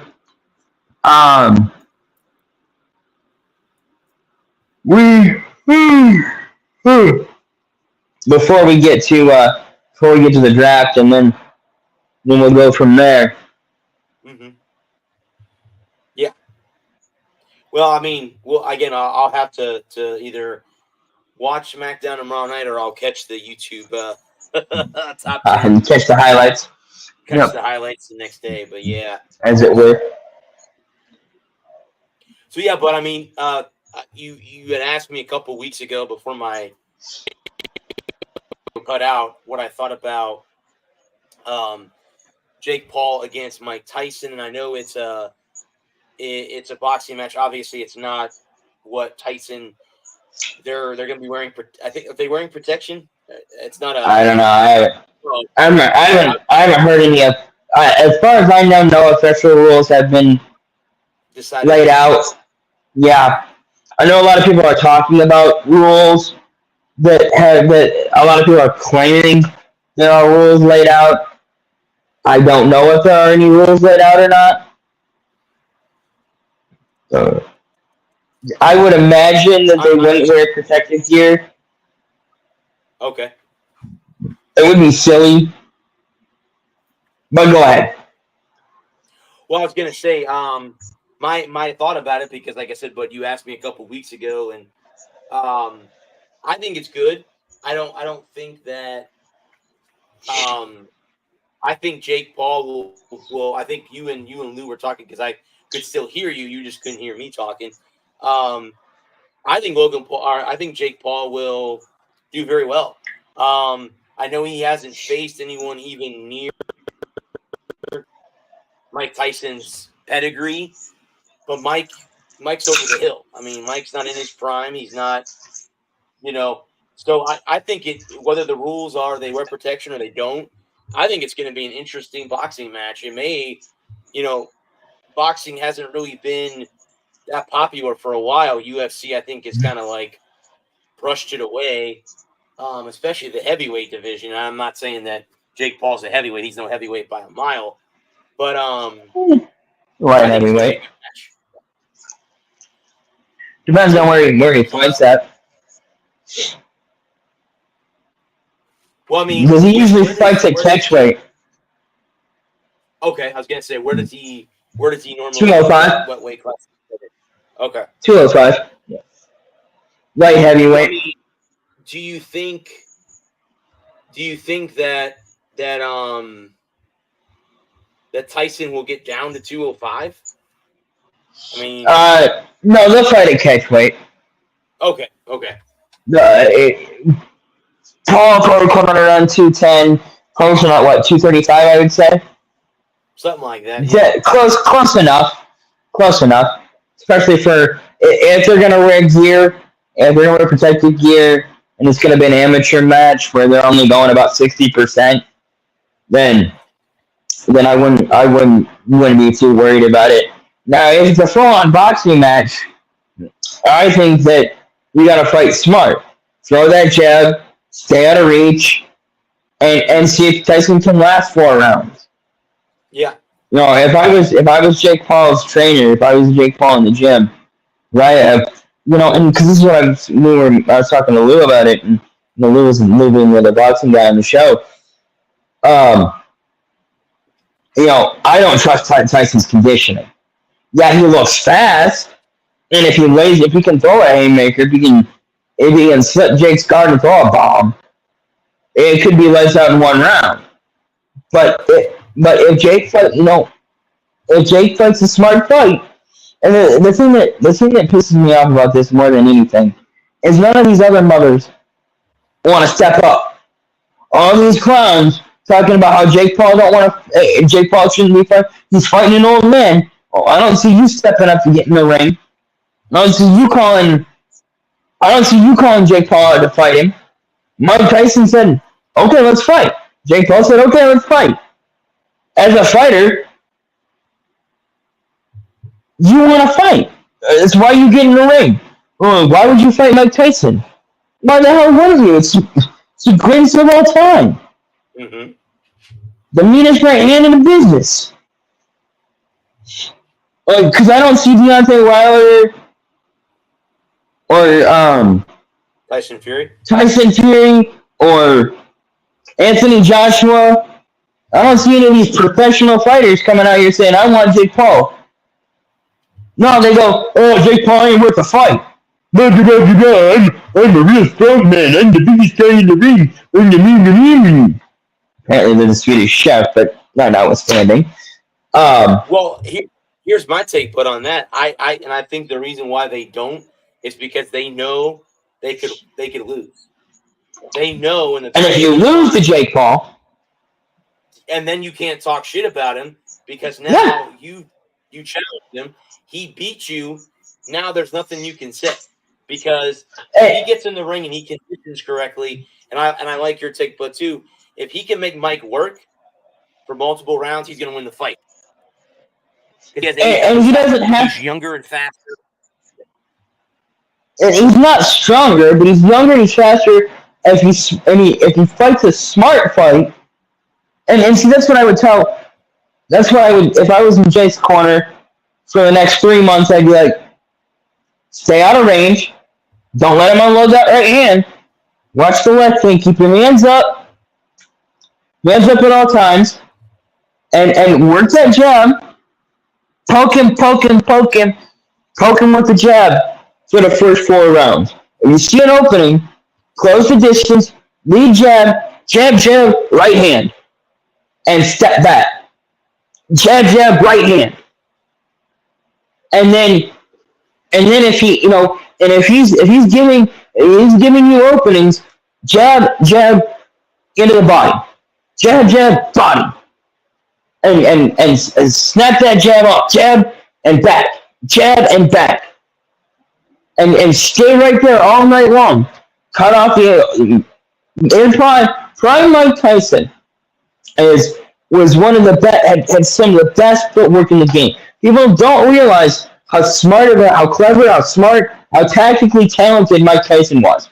Mike Tyson could absolutely cut a ring in half. And Jake, and the last thing you lose is power. First thing to go is speed. And Tyson is fast and strong and smart. So he's smart and strong. So Jake needs to stay on the outside, work the jab. Stay to the body, come over the top. Body, over the top. And stay there all night long. And make Mike Tyson work. Make him work for it. Rope-a-dope. Let's see, and if I was... I'm excited to see this fight because I think if Tyson throws that big right hand, and he's dangerous with either hand. He can come over the top of the left and come over the top of the right. It don't matter. He's got power in both hands. And that's what made him so dangerous is he can come at you from any angle and throw a power shot. Boom! Over the top. Mm-hmm. And if Jake's corner, and I don't know who Jake's trainer is, but I would imagine he's not just picking some schlub off the street to be his corner man. I would hope not, at least. But knowing that Mike Tyson is technically sound, a very technically talented fighter, knowing that Tyson's loss to Buster Douglas back in the early 90s was a fluke, was because Tyson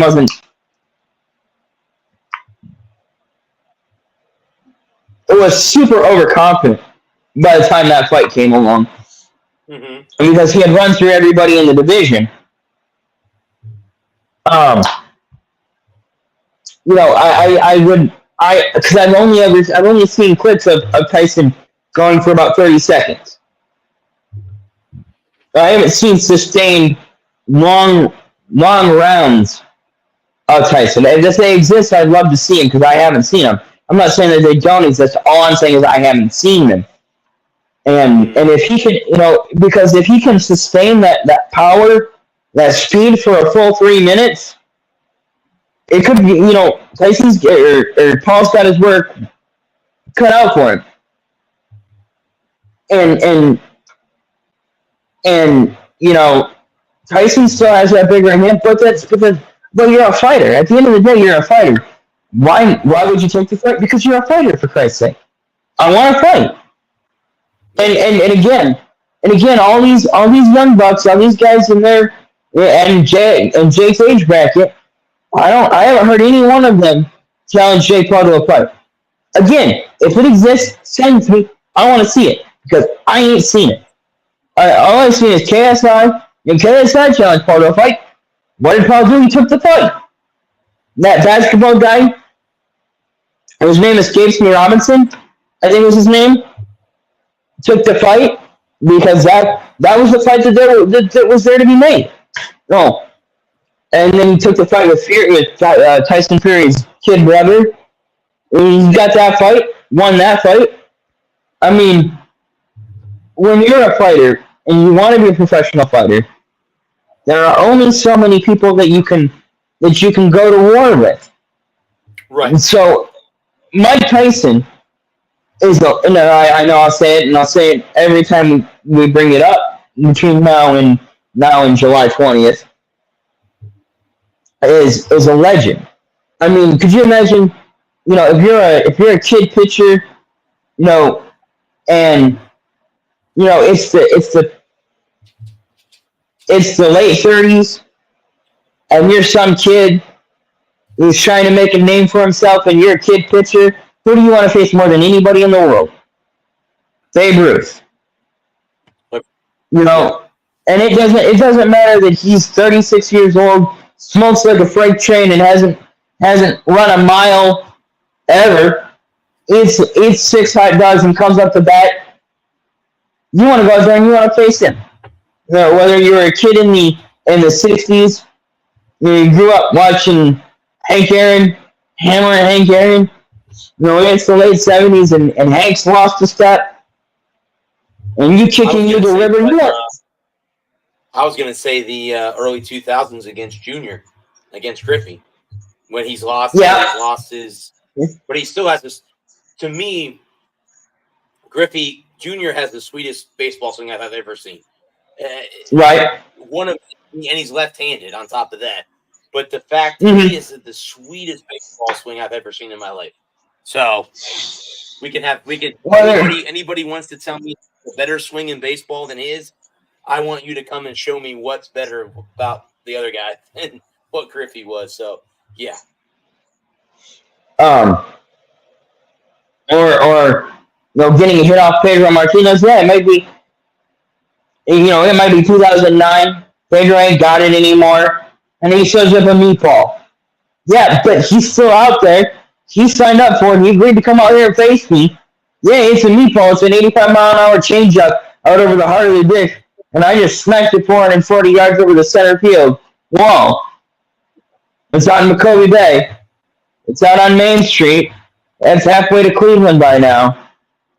But it counts. Yep. And for me, if I was Jake Paul, I would want it to be a real fight. I want a 10-round fight, no rules. Obviously, the standard rules. Standard rules. Yeah, standard rules. No headgear. No. 100%. 100%. Let's go. And if I die, I die. I mean, it's a fight. Mm-hmm. And I'll harp on this, and I'll harp on this, and I'll harp on this, and I'll harp on this, and I'll harp on this. If you don't want Jake Paul to fight Mike Tyson, you volunteer. You sign that contract. I'll sign that contract. Jake Paul, you want to fight me? We'll fight. Let's go. All day, every day. I have no qualms. I have no qualms about getting back in the ring. If you're going to offer me $10 million, I'll get in the ring with you. I mean, I love the fight. You make. I'll probably lose in a.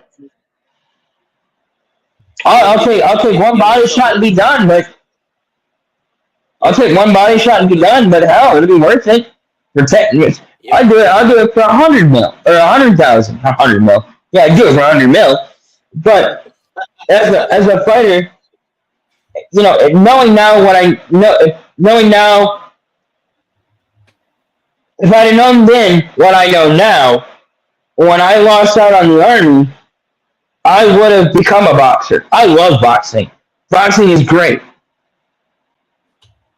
I would have dedicated. By the time I got back in, you know, by the time I got to the point where I could afford to box, I was too beat up and I broke my foot and everything, and so I really couldn't dedicate myself to the game the way I would have earlier in my life. I would have been a boxer. Boxing's great. I love it. But I just can't level with the kids anymore because of my ankle, because of my foot, and I'm just too far gone at this point. I don't have the money. I don't have the money to quit my job and dedicate myself to 12 hours of training a day. You know, to get in shape, to get where I could fight on a consistent basis. Right. And there's no money in amateur boxing. I've never boxed, but I know that the training part with the bag and the rope and everything else, it's a great exercise. I mean, you just lose a ton of liquid. I mean, you lose a ton of sweat. Like, you can lose a bunch of weight getting in shape for fights, whether you're weights or Roy Jones Jr. or sparring, whatever it might be.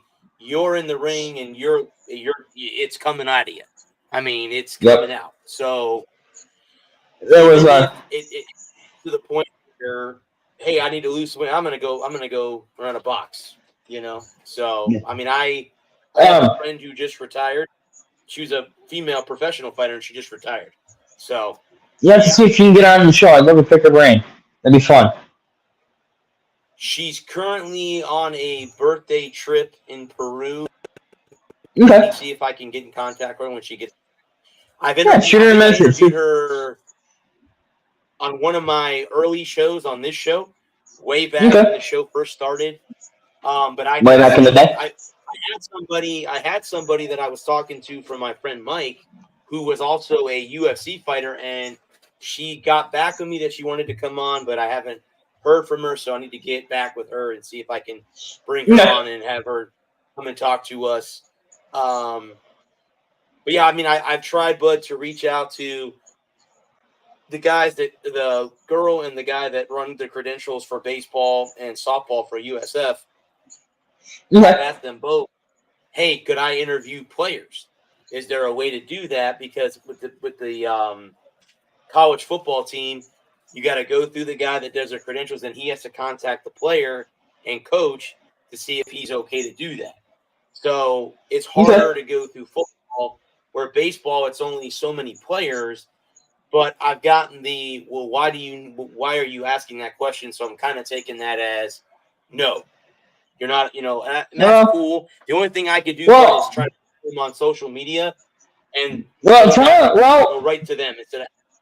Yeah. That's always an option. We'll talk about that after the show. We'll brainstorm some ideas after the show. Too little inside baseball there, a little too inside baseball. But to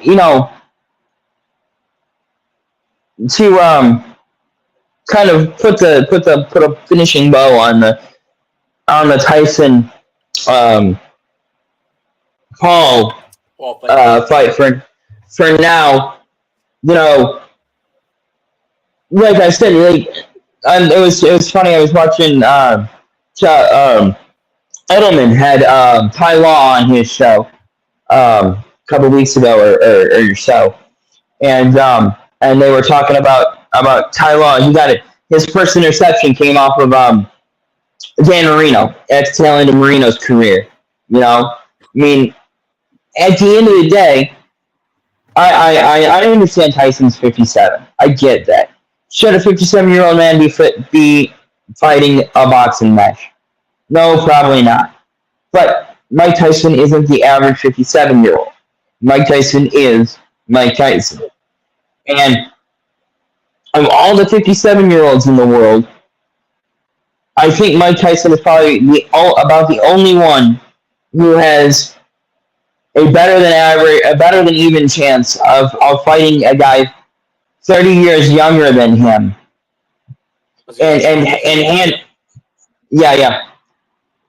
handling him. And again, it's like you said, it's good for the sport of boxing. I think as long as it's a real fight, because I think if it's some goofy clown show where they're out there in headgear and they're pulling their punches and it's a glorified sparring match, then it's not a fight, and there's no point to it, and I'll agree with anyone who said this was a dumb idea. I'll be the first one to admit that I'm a dummy, and this was a dumbass idea, and you shouldn't have done it. But until we know the rules, so the rules are codified, I'm gonna take that fight, whether it be Jake Paul, Mike Tyson, or anybody in between them. And again, to not just sound like a broken record, which is a vinyl. Okay, kids, you don't know what that is. Ask your mom. They're coming back. Yeah, I know, man. Fair enough. The squeaky wheel gets the grease. Mike Tyson, Jake Paul's a shit talker. Mike Tyson's a shit talker. They both shit talk each other. And here we are talking about it. We're talking about boxing again. And I was going to say the same thing about golf with Liv. That Liv brought golf back into the head. So brought it back into the cultural zeitgeist. And if it's a shit show, if it's an absolute shit show, and it was pointless and it was a waste of everyone's time, I'll be the first one to come on here. I'll come on here the Thursday after the fight, July, whatever, 24th or 25th, whatever it'll be. And I'll be the first one to admit, you can hold me to it. I'll be the first one to say that was a waste of everybody's time, and I'm sorry, and y'all deserve a refund. It's got to be July 20. Is it July 26th or 27th? The fight is July 20th. July 20th. Oh, that's a Saturday. Okay. Yep. Okay. So it'd be check this out. I'm back from Las Vegas the day before the fight. Oh. So you might have to extend it a day and go to the fight. Yeah, I'm coming back home. Is that where the fight is in Vegas? I think it is. It's probably. I don't remember. I'll have to look it up. It might be in Miami. I don't remember. Might have to divert down to Miami and go check it. Out. I'll look it up and I'll let you know. So the 21st is Sunday, 22nd is Monday, 23rd is Tuesday, 24th. So it'll be the 25th. The first show after that fight will be the 25th of July. Correct. Yeah, I'll be the first one to come on here, and I'll freely admit that I was wrong. And it was an absolute clown show, and there was no point to it. But if it's a great fight, I expect all y'all to come here and say you're sorry. You owe me $1. And because I think that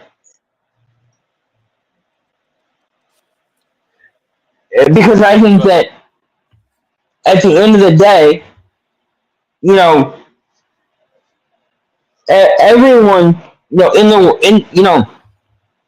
everyone in the world of boxing that I've ever talked to, and I've been around a handful of boxers when I did some training a couple years ago.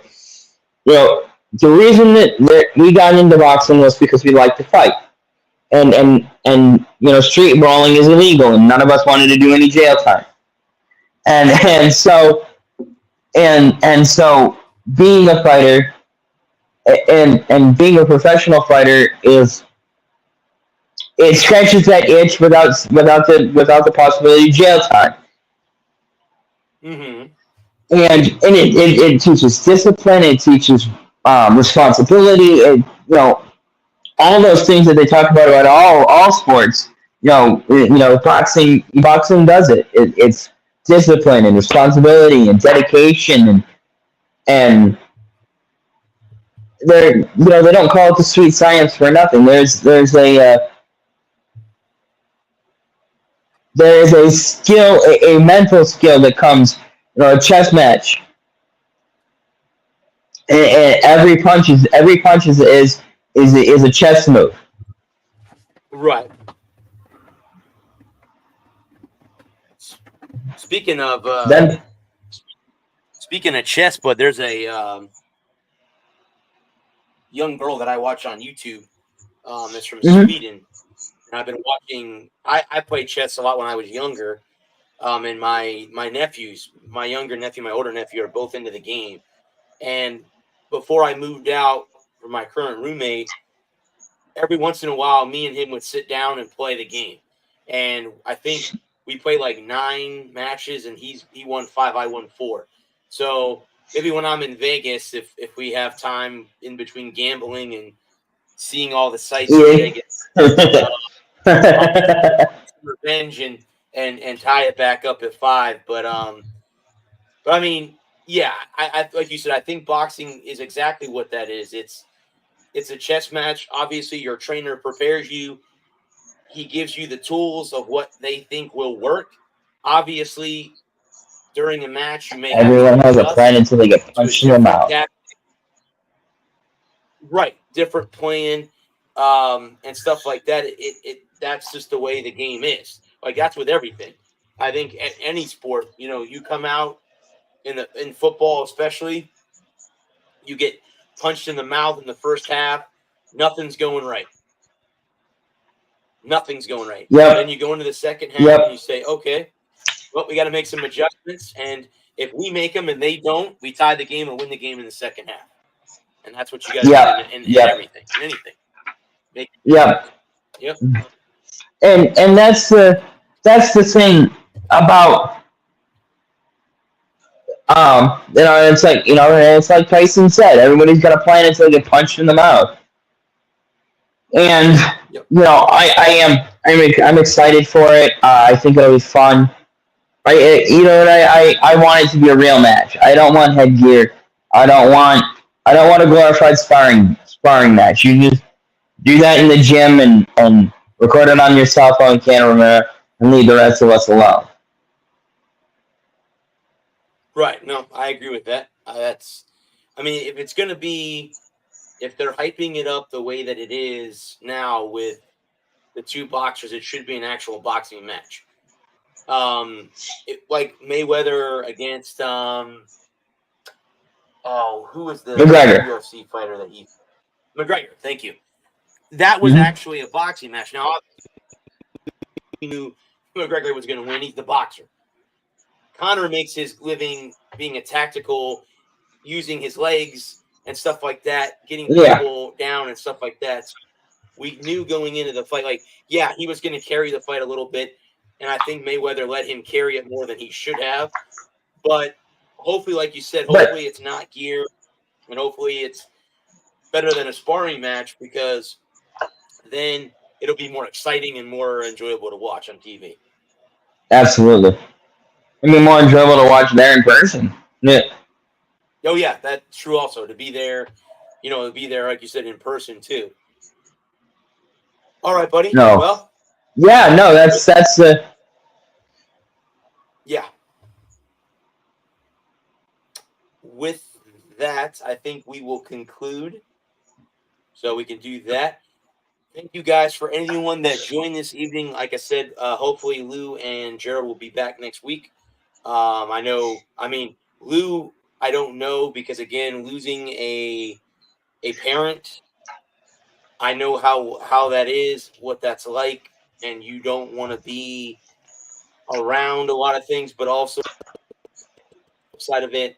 I know, you guys reached out to me when my mom passed away, and I think it's after a while it's better to be around, and because they would want you to continue doing what you love to do, and it's hard to fathom that in the beginning of it, but after a while it sinks in, and you say, okay, cool. So hopefully we'll see those guys back next week. That'll be the week before the draft show. Again, thanks everyone that tuned in. Again, well, I want to thank the men and women of our armed services, our first responders. Thank you for doing what you do. We get to have fun every week because of you guys. Thanks to our sponsors. Thanks to the networks. I have to get off here, guys. I have to get walking my dog, and then I got to get up early in the morning to go to work. But if you want to talk some stuff off the air, if you're available on Sunday, but I have the whole day off. So if you want to give me a call, I am not available Sunday. Not available on Sunday. Okay. I am not available this Sunday. Any other day of the week that you? Yeah, after 4:30 Monday. Yeah, 4:30 Monday. Yeah, I'm available. Yeah. I'll tell you what. I get home 4:30 from work on every talk some shop. Yeah, all right, sounds good. But until then, guys, I'm gonna jump off here. I love all you guys. I am the sports nerd Bradley Walker. This has been the Walker Report. Peace. Got print, send it.